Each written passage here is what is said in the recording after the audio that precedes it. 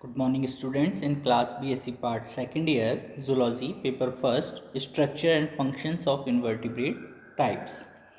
अकशेरुकीय संरचना एवं प्रकार। इस टॉपिक में हमने प्रीवियस क्लास के अंदर जो प्रोटोजोन्स हैं उनके लोकोमोशन के अंदर हमने स्टडी की थी और लोकोमोशन के जो हमारे सब टॉपिक्स हैं उसमें अमीबॉइड यानी pseudopodial locomotion, ciliary locomotion in paramecium हम पढ़ चुके हैं और पैरामीशियम का जिस प्रकार का सीलिया का स्ट्रक्चर था उसी आधार पर फ्लैजेलर यूग्लिना के अंदर भी लोकोमोशन पाया जाता है। परंतु आज की क्लास के अंतर्गत पैरापोडियल लोकोमोशन जो कि एनालिड्स का इम्पॉर्टेंट लोकोमोशन जो हमारा टॉपिक है उसको हम डिस्कस करेंगे, जिसका हमें टाइप स्टडी मेंबर जो है वो नीरीज दिया है।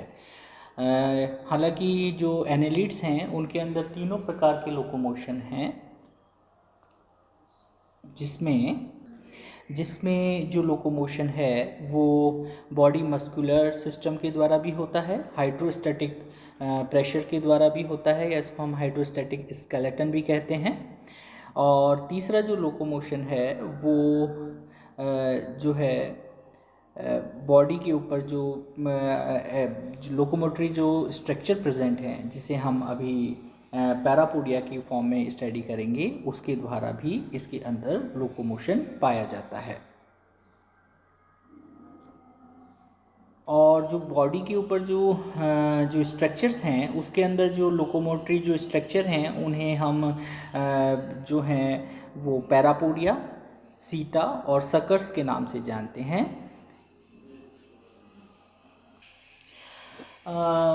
एनालिड्स जो एनालिड्स का जो ग्रुप है उसके एनिमल्स के अंदर जो है वो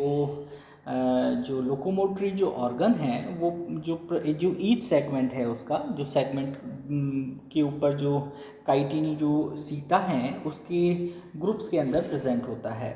और जो पॉलीकीट्स हैं उनके एनिमल्स के अंदर जो लोकोमोटरी ऑर्गन्स हैं वो पैरापोडिया के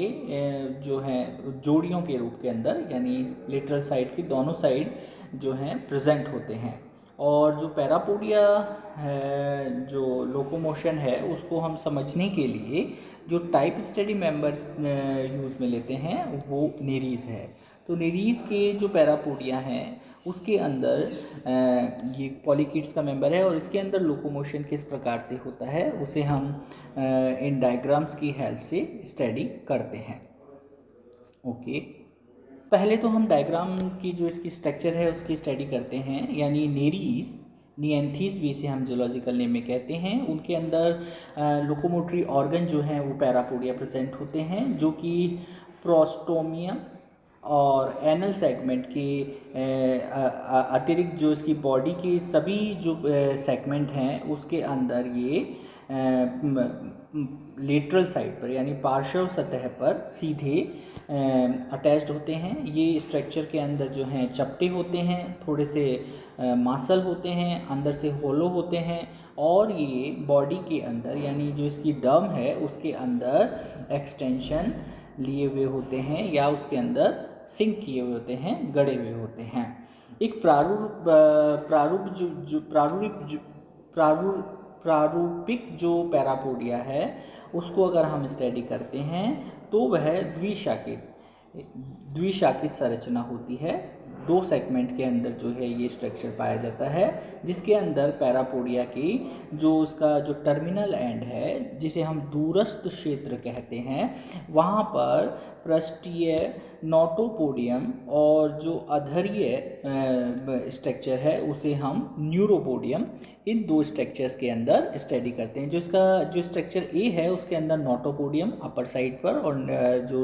वेंट्रल साइड है उस पर न्यूरोपोडियम विथ सीटा आप लोगों को स्ट्रक्चर दिख रहा है। डॉर्सल और वेंट्रल साइड्स पर हम वापस इन्हें जो है जो लीफ लाइक स्ट्रक्चर्स हैं उनके आधार पर इन्हें हम पालियों में या लेग्यूलिने के अंदर सब डिवीजन करते हैं। इसके प्रत्येक भाग या सेगमेंट में आधार पर एक जो है वो लूज स्ट्रक्चर यानी जो जो टच सेंसिटिव जो ऑर्गन है वो संवेदी प्रवर्ध पाया जाता है, जिन्हें हम सीरस कहते हैं। नोटोपोडियम भाग पर पाए जाने वाले सीरस को हम डॉर्सल सीरस कहते हैं, जबकि वेंट्रल सरफेस पर जो ये सेंसिटिव जो ऑर्गन है वो पाया जाता है उसे हम वेंट्रल सीरस कहते हैं। वेंट्रल सीरस की कंपैरेटिवली जो डॉर्सल सीरस है वो साइज़ के अंदर थोड़ा बड़ा होता है। प्रत्येक सेगमेंट में एक स्केलेटन काइटिनियस रॉड भी पाया जाता है। आप लोगों को स्ट्रक्चर के अंदर दिख रहा है, जो कि कलर में ब्लैक, लॉन्ग, और ये बॉडी के अंदर काफ़ी गहराई तक सिंक होता है या धंसा हुआ रहता है। इसे ही हम एसिकुलम कहते हैं। एसिकुलम आपको बी स्ट्रक्चर के अंदर दिख रहा है, साथ ही साथ सी के अंदर भी आप लोगों को दिख रहा है। ये जो एसिकुलम स्ट्रक्चर है वो मुख्य रूप से एंडोस्केलेटन की भांति कार्य करता है, जिस पर सीटल मसल्स लगी रहती हैं। पैरापोडिया के दोनों जो लोब्स हैं उनके अंदर थिन जो हैं वो सीटी लाइक स्ट्रक्चर्स होते हैं, जो कि इन सीटा से जो हैं क्लस्टर के फॉर्म में या गुच्छों के रूप में बाहर निकले रहते हैं, जिन्हें जो है शूक कोश या सीटीजियस सेक्स के अंदर अपनी प्रेजेंस को शो करता है। जो ये शूक कोश हैं, यहाँ से ही जो है इन सीटा का जो है डेवलपमेंट होता है, और डेवलपमेंट जो है वो फॉर्मेटिव सेल्स के द्वारा होता है, जो कि सेक्स की वेंट्रल साइड पर प्रेजेंट रहती है। और जो पैरापोडिया है उसके वेंट्रल साइड पर ही जो है वो सीटल मसल्स भी प्रेजेंट होती हैं, जो कि इन सीटा लाइक स्ट्रक्चर्स को डायरेक्शन में यानी आगे पीछे और साथ ही साथ दाएं बाएं जो हैं वो मूवमेंट के लिए जो है प्रसारित करती हैं। कॉन्स्ट्रक्शन और रिलैक्सेशन यानी जो क्रमाकुंचन और संकुचन की क्रिया है उसके द्वारा इसकी पोजीशन को चेंज करती है। जैसे जैसे इस जो प्रीवियस जो स्ट्रक्चर्स हैं या जो ये सीटा लाइक स्ट्रक्चर हैं, अगर वो किसी कारण से नष्ट हो जाते हैं तो ये जो फॉर्मेटिव सेल्स हैं इनके द्वारा नए सीटास की फॉर्मेशन कर दिया जाता है। अब क्लासिफिकेशन के अंदर जब हम प्रैक्टिकल क्लास देखते हैं तो उसके अंदर हम इन सीटा लाइक स्ट्रक्चर्स के आधार पर ही इन्हें क्लासिफाइड भी करते हैं, तो उसकी हम स्टडी में देख रहे हैं, जो अब आपको डी स्ट्रक्चर के अंदर देखना है इम्पोर्टेंट। तो जो प्रत्येक जो सीटा है वो जो है वो कपल लाइक स्ट्रक्चर होता है, और इसके एक जो इसका जो एंटीरियर भाग है वहाँ से एक सॉफ्ट लाइक स्ट्रक्चर, और जो इसका जो दूरस्थ भाग है उसे हम फलक या ब्लेड कहते हैं। ये नेक्स्ट स्ट्रक्चर के अंदर प्रेजेंट है। आप लोगों को यहाँ पर ये ब्लेड लाइक स्ट्रक्चर दिख रहा है। नेरीज के जो ये सीटा हैं वो सामान्यतः दो प्रकार के होते हैं। प्रत्येक जिसमें फर्स्ट जो टाइप है उसका जो ब्लेड है वो छोटा और इसका जो साइज़ है वो स्ट्रक्चर में थोड़ा लंबा होता है, सीधा होता है और आगे से शार्प होता है, नुकीला होता है। जबकि जो सेकंड टाइप है उसके अंदर जो ब्लेड है वो कंपैरेटिवली थोड़ा बड़ा होता है और इसका ब्लेड छोटा होता है, और ये जो है सीधा इरेक्ट ना होते हुए थोड़ा सा टिल्ट किए हुए या घुमावदार होता है। इस प्रकार के जो सीटा हैं उन्हें हम जो हैं वो प्रारूपिक प्रकार के सीटा कहते हैं। प्रथम प्रकार के जो शूक थे या जो सीटा थे उसके फलक पर यानी जो ब्लेड है उसकी भी जो इंटीरियर साइड है, आंतरिक जो संरचना है वो जो होती है जो है थोड़ी सी कॉम लाइक स्ट्रक्चर को लिए होती है, यानी दांतेदार होती है। नेरीज के अंदर मुख्य रूप से जो फॉर्म है वो लैंगिक प्रवस्था को हम हेटेरोनेरीज कहते हैं। और जो थर्ड टाइप का मतलब जो सीटा है जो कि क्लासिफाइड करता है, उसमें जो शूक है वो बेसिकली क्या है, चप्पू के समान, यानी जो नाव को तैराने के अंदर हम जो टूल काम में लेते हैं उसके समान ये फ्लैटेड हो जाता है। नुकीले और जो शार्प जो शूक हैं उनके उपयोग इस ये अपनी बॉडी की प्रोटेक्शन के लिए, और जो इसका जो बोरोइंग नेचर है यानी जो अपना ये हाउस बनाता है, बिल बनाता है, उसकी भीतरी जो सरफेस है उसको ये स्मूथ बनाए रखने के अंदर करता है। डिफरेंट स्पीशीज़ जो हैं उनके अंदर इन सीटास का जो स्ट्रक्चर है, साइज़ है, वो डिफरेंट होता है, यानी हम इसे स्पीशीज़ स्पेसिफिक कैरेक्टरिस्टिक्स कह सकते हैं। जो इसके बॉडी पार्ट हैं उसके मध्य भाग के अंदर जो पैरापोडियम होते हैं वो कंप्लीट बॉडी के कंपैरेटिवली थोड़े बड़े होते हैं, और ये जो मीडियल जो पैरापोडिया हैं वो एनिमल को जो है वो स्विम करने में हेल्प करते हैं, जबकि इसके जो दोनों सिरे हैं, एंटीरियर और पोस्टीरियर सिरे, यानी माउथ और एनस वाले भाग की जो पैरापोडियम है वो स्ट्रक्चर के अंदर साइज में कंपैरेटिवली छोटे होते हैं। प्रत्येक जो पैरापोडियम है उसके अंदर जो है फर्स्ट जो इनिशियल माउथ पर जो पैरापोडियम पाया जाता है उसके ऊपर सीटा लाइक स्ट्रक्चर नहीं होते, परंतु इसके बाद के जितने भी जो पैरापोडियम स्ट्रक्चर हैं उनके ऊपर सीटा पाए जाते हैं, और इन्हीं के द्वारा इसके अंदर जो है लोकोमोशन होता है। अब हम लोकोमोशन की बात करेंगे। तो मैकेनिज्म ऑफ लोकोमोशन में हम देखते हैं कि नेरीज अपनी ये इसका जो हैबिटाट है वो मैराइन नेचर है, उसके अंदर ये म्यूकस लाइक स्ट्रक्चर की जैसा अपना एक बोरिंग नेचर में अपना हाउस को बनाए रखता है और उसके अंदर सिंक रहता है। और यहाँ पर जो वाटर प्रेजेंट है वो वहाँ पर ये अपने इन पैरापोडिया को चप्पू की तरह जो है हिलाकर एक जो है स्पेसिफिक मूवमेंट या रिदम को प्रेजेंट करता है, जिसके कारण ही इसकी बिल है, जो इसका बोरो है, उसके अंदर एक कंटिन्यूअस वाटर करंट का निर्माण हो जाता है और पानी एक नियमित प्रवाह से बहता रहता है। और इसी फ्लो के कारण ये अपनी बॉडी की जो दूसरी नीड्स हैं, जिसके अंदर फीडिंग मैकेनिज्म है, रिस्पायरेशन है, एक्सक्रीशन है, उन सबको परफॉर्म करता है। इसके अतिरिक्त जो ये नेरीज है वो नेचर के अंदर जो होता है प्रीडेटरी नेचर को शो करता है, और इसी कारण से कभी कभी इसको रिप्रोडक्शन के लिए और फीडिंग मटेरियल को सर्च करने के लिए ये अपने बिल से बाहर आ जाता है। तो बाहर आने के कारण इसकी जो मूवमेंट है यानी जो लोकोमोशन है वो दो प्रकार का मूवमेंट शो करता है। पहला वाला जो मूवमेंट है उसे हम रैंगना विधि या क्वेरलिंग मेथड कहते हैं, और दूसरा मेथड जो है स्विमिंग मेथड होता है। तो हम फर्स्ट स्टेप बाय स्टेप एक मेथड की स्टडी करते हैं। ऑलराइट, जो फर्स्ट मेथड है इसे हम स्लो वॉकिंग मेथड या रैंगना विधि या क्वारलिंग मेथड भी कहते हैं। नेरीज वाटर के अंदर जब बॉटम सरफेस पर, यानी जब मैराइन नेचर में ये बॉटम सरफेस पर किसी भी मटेरियल की सतह पर जब ये एक्टिव फॉर्म में अपने लोकोमोटरी जो ऑर्गन हैं जिन्हें हम पार्श्वपाद कहते हैं, उसके कारण ये स्लो मूवमेंट में रेंगने की जैसी मेथड को शो करता है, हल्के हल्के मूवमेंट करता है। इस प्रकार के गमन में ये एनिमल जो है कंपैरेटिवली जो दूसरी मूवमेंट है उससे सबसे धीमे प्रकार का मूवमेंट रिप्रेजेंट करता है। और होता क्या है, इस क्रिया के दौरान जो इसके जो कपल फॉर्म में यानी जो जोड़ों में जो इसके पैरापोडिया प्रेजेंट हैं वो पैडल यानी साइकिल का जो पैडल चलाते हैं, एक अप और एक डाउन, या उसी प्रकार से, या जो और है जो नाव चलाने का जो चप्पू है उसके अंदर जो हम एक डाउन करते हैं एक अपवर्ड रहता है, उसी प्रकार से ये दो अल्टरनेटिव सीक्वेंस के अंदर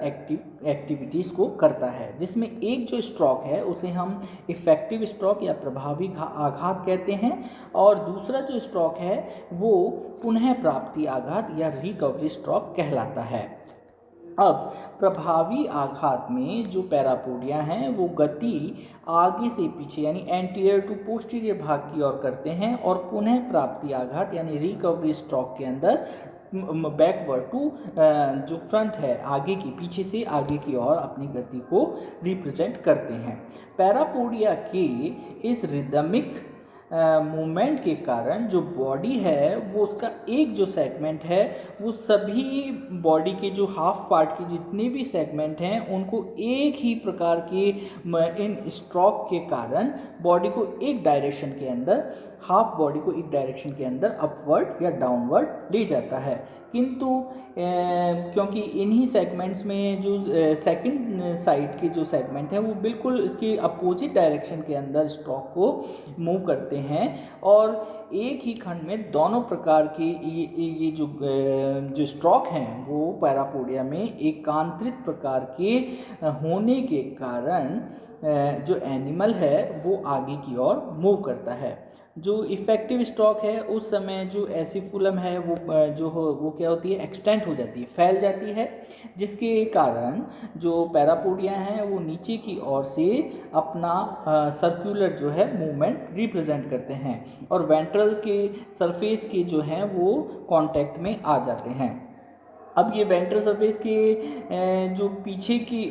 सरफेस में आने के बाद ये अपने बॉडी को आगे मूव करते हैं, इस कारण से पीछे की ओर से ये आगे की ओर मूवमेंट को रिप्रेजेंट करते हैं। इसके विपरीत जो रिकवरी स्ट्रोक है उसके दौरान जो एसिफुलम है वो क्या होता है, श्रिंक हो जाता है, सिकुड़ जाता है, जिसके कारण जो पैरापोडिया हैं वो ऊपर की ओर उठ जाते हैं और पीछे से आगे की ओर यानी बैकवर्ड टू एंटीरियर साइड की ओर वो अपना मूवमेंट शो करते हैं। अनेक जो इसके अंदर बॉडी में प्रेजेंट जो पैरापोडिया हैं दोनों प्रकार के स्ट्रोक करने के कारण उनका टोटल जो इफेक्ट होता है वो एनिमल किसी सरफेस वस्तु पर जो है रेंगते हुए यानी टच होते हुए अपने मूवमेंट को शो करता है। क्योंकि ये बॉडी सरफेस से टच रहता है इसी कारण से इस मूवमेंट को हम रेंगना विधि या क्वारलिंग मेथड भी कहते हैं या इसे हम नेक्स्ट टर्मिनोलॉजी में स्लो वॉकिंग मेथड भी कहते हैं। अब हम जो इसका सेकंड मूवमेंट है उस मूवमेंट के अंदर हम उसे स्विमिंग या तैरना विधि कहते हैं। अब जो हमारा टाइप स्टडी मेंबर है यानी जो नेरीज है उसके जो ये पैरापोडिया हैं उनकी हेल्प से ये वाटर के अंडर वाटर सरफेस पर जो है अटैच ना होते हुए वाटर के अंदर फ्री मूवमेंट भी करता है और इसी ही हम तैरना या स्विमिंग मेथड कहते हैं। इस मूवमेंट के अंदर या इस क्रिया में जो पैरापोडिया की जो मूवमेंट हमने ऊपर डिस्कस की हैं उसमें पैरापोडिया के मूवमेंट के साथ साथ ही इसकी बॉडी में जो मसल्स होती हैं वो मसल्स भी क्या करती हैं, वो एक रिदमिक वेव्स को प्रोड्यूस करती हैं और ये मूवमेंट जो है वो ट्रांसवर्स मसल्स के कॉन्ट्रैक्शन के कारण उत्पन्न होता है। रिलैक्स होंगी, कॉन्ट्रैक्ट होंगी, है ना, और इस कारण से इसकी जो पार्शियल साइड है उसके अंदर ट्रांसफर मसल्स जिस समय ये संकुचित होती हैं या कॉन्ट्रैक्ट होती हैं उसी समय क्या होता है, जो इसकी आगे के साइड पर जो पैरापोडिया प्रेजेंट होते हैं वो शिफ्ट हो जाते हैं, आगे की साइड में वो शिफ्ट हो जाते हैं और शिफ्ट होने के जस्ट बाद ही वो क्या रिलैक्स फॉर्म में आ जाते हैं, शिथिल हो जाते हैं। जब एक पैरापोडिया बैक साइड जब शिफ्ट होता है तो उस समय इसकी जो है वो रिलैक्स फॉर्म के अंदर होते हैं और जब एंटीरियर साइड पर होता है तब वो कॉन्ट्रैक्ट फॉर्म को रिप्रेजेंट करते हैं और कॉन्ट्रैक्शन और रिलैक्शन जो होता है वो इन मसल्स के कारण यानी जो इसकी बॉडी की जो मसल्स हैं उसके कारण होता है और मस्कुलर मूवमेंट होने के कारण ही इस प्रकार की गति को हम जो है वो स्विमिंग मेथड कहते हैं और यह मेथड जो है वो इसे जो इसका प्रीवियस मेथड है जो स्लो मूवमेंट था उससे रैपिडली मूवमेंट को के अंदर ये इसको हेल्प करता है। इस मूवमेंट में ये मुख्य रूप से क्या करता है, किसी सरफेस से अपनी बॉडी को अटैच नहीं करता जबकि फ्रीली ये वाटर के अंदर जो है वो मूव कर सकता है। और जो इसकी जो ये पैरापोडिया हैं उसकी जो ऑब्लिक जो मसल्स हैं, पैरापोडियल्स जो मसल्स हैं उनके अंदर जो एक फ्लूइड भरा रहता है जिसे हम सिलोमिक फ्लूइड कहते हैं, उस फ्लूइड के कंट्रोल्ड में ये मस्कुलर मूवमेंट होता है। यानी इसका जो हाइड्रोस्टैटिक मूवमेंट है यानी प्रगुहीय द्रव के कारण इसके पैरापोडिया के भीतर उपस्थित जो हॉलो ट्यूब है उसके अंदर फ्लूइड के भरने और उसके बाहर निकलने के कारण इन पैरापोडिया के अंदर मूवमेंट होता है, हाइड्रोस्टैटिक मूवमेंट है। और यह मूवमेंट जो होता है तीव्र गति वाला उत्पन्न होता है और इस कारण से इसमें जो एक बल उत्पन्न होता है उससे ये बॉडी के अंदर मूवमेंट को रिप्रेजेंट करता है। तो इस प्रकार से जो ये हमारा जो नेरीज है वो मुख्य रूप से मूवमेंट में 3 प्रकार की मूवमेंट अपने जो है अपने जो अपेंडेजेस हैं इसके पैरापोडिया हैं उसके द्वारा रिप्रेजेंट करता है, जिसमें ये एक स्लो मूवमेंट करता है जब सरफेस से टच रहता है और इसके अंदर ये रिकवरी स्ट्रोक और इफेक्टिव स्ट्रोक के कारण स्टडी करता है। जबकि यही जो स्ट्रोक हैं उसकी रिदम अगर तेज़ हो जाती है तो हमें उसे रैपिड कॉर्लिंग भी कहते हैं। आई एम सॉरी, इसमें स्पेलिंग मिस्टेक है रैपिड कॉर्लिंग के अंदर। और जो थर्ड है उसे हम उस मोड को हम स्विमिंग मोड कहते हैं। स्विमिंग मोड जो होता है वो पैरापोडिया के अंदर जो है रिकवरी स्ट्रोक और एक्टिव स्ट्रोक के कारण ही होता है, परंतु इन स्ट्रोक के साथ साथ इसके अंदर एडिशनल जो है मस्कुलर एक्टिविटी का भी जो है इसमें समाहीकरण हो जाता है और उसके कारण इसके अंदर जो इसकी बॉडी की जो सिलोमिक कैविटी है उसके अंदर फ्लूइड के बढ़ने और रिलैक्स होने के कारण मसल्स के अंदर कॉन्ट्रैक्शन और रिलैक्शन से मूवमेंट होता है। इस कारण से इस मूवमेंट को हम जो है स्विमिंग या जो है रैपिड स्विमिंग मूवमेंट भी कहते हैं। इसका डायग्राम मैं आपको बताता हूँ।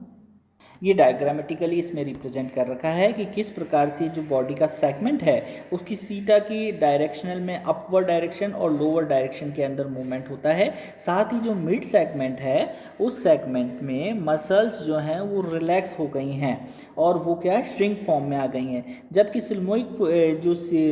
सिलोमिक जो फ्लूइड है उसकी फिल होने के कारण जो मसल्स हैं उनके अंदर भी आपको ए, बी और सी जो सेगमेंटेड पार्ट हैं उसके अंदर डिफरेंशिएशन दिख रहा है। तो इस प्रकार से इसके अंदर जो है वो ये स्विमिंग मोड के अंदर जो है coelomic fluid as well as muscular as well as जो पैरापोडिया हैं उन तीनों की मिलीजुली एक्टिविटी के कारण ये अपनी बॉडी के मूवमेंट को शो करता है। और हम अपनी टॉक में ये डिस्कस कर चुके हैं कि क्योंकि ये नेचर में तो बोराइंग होता है परंतु कभी कभी फूड सर्च के लिए या प्रीडेटर प्रेशर से अपने आप को बचाने के लिए और साथ ही साथ रिप्रोडक्शन की एक्टिविटी को फॉर्म करने के लिए अपने मेट सर्च के लिए भी मूवमेंट को शो करता है। तो आज की क्लास में हमने जो हमारे सिलेबस के अंदर लोकोमोशन का जो टाइप स्टडी मेंबर नेरीज दिया है उस नेरीज के अंदर जो उसका रेस्पॉन्सिबल जो बॉडी पार्ट है यानी पैरापोडिया है उसके स्ट्रक्चर को देखा और उसके होने वाले जो मोड्स हैं लोकोमोशन उन्हें स्टडी किया और उन मोड्स के अंदर भी 3 टाइप्स को हमने स्टडी किया है। नेक्स्ट क्लास के अंदर हम लोग पीडल मस्कुलर फुट यानी पाइला और ट्यूब फीट मैकेनिज्म इसे हम डिस्कस करेंगे। Thank you.